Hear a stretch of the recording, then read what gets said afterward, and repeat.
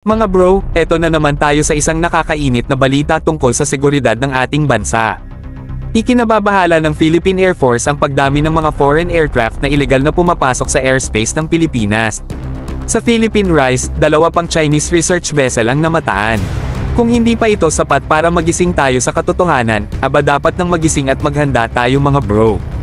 Kaya ito ang lagi nating sinasabi mga bro, ang DND at Philippine Air Force ay dapat seryosong isaalang-alang ang pagkuha ng mga used fighter aircraft.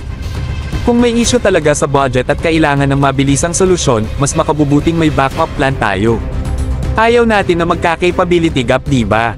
Laban lang para handa tayo palagi. Kung noon pa lang ay hindi naging masyadong mapili ang PAF sa mga iniaalok na used fighters, sigurado ako mga bro, by now, may mga assets na tayo na kayang harapin ang mga illegal na pumapasok sa ating himpapawid.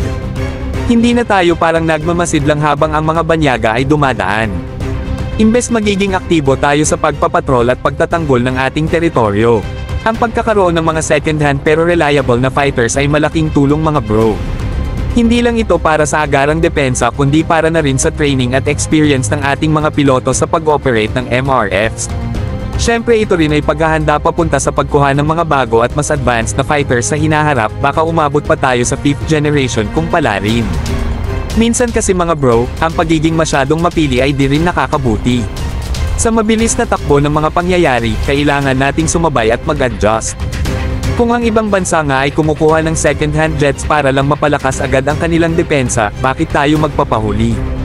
Ang importante, may kapasidad tayong roam squad habang hinihintay ang pagdating ng mas modernong eroplano.